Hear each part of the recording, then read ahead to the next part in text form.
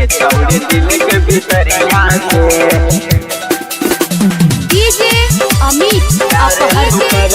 हमरा बताइले के छौड़ी दिल के भितरिया से काने के बलिया होठवा के ललिया ले देबो भलुआ बजरिया से अगे काने के बलिया होठवा के ललिया ले देबो भलुआ बजरिया से प्यार तू कर ले हमरा बसाइले गे छौड़ी दिल के भितरिया से प्यार तू कर ले हमरा बसाइले गे छौड़ी दिल के भितरिया से डीजे अमित अपहर के छौड़ी दिल के भितरिया से प्यार तू कर ले हमरा बसाइले के छौड़ी दिल के भितरिया से जावन चीजवा तोरा घटताओ देव हम जरूर गे तोरा के ना पारे देवो कहियो मजबूर गे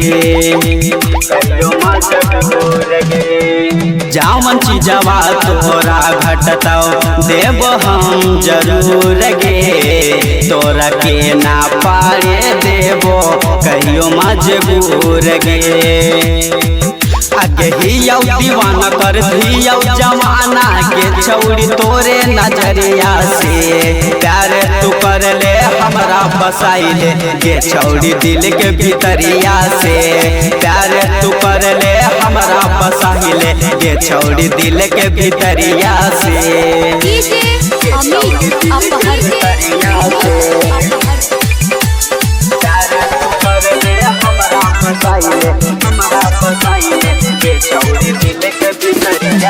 मानी हमरे बात के छौड़ी बुझ ले तू बोली के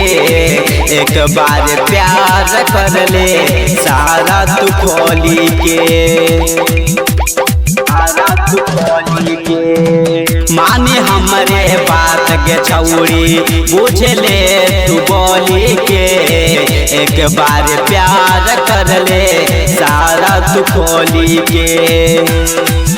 आगे देवा अजितवा घुमाइतौ विकसवा के छौड़ी गया सहरिया से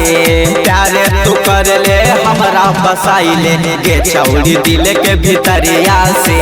प्यार तू कर ले हमरा बसाइले गे छौड़ी दिल के भितरिया से।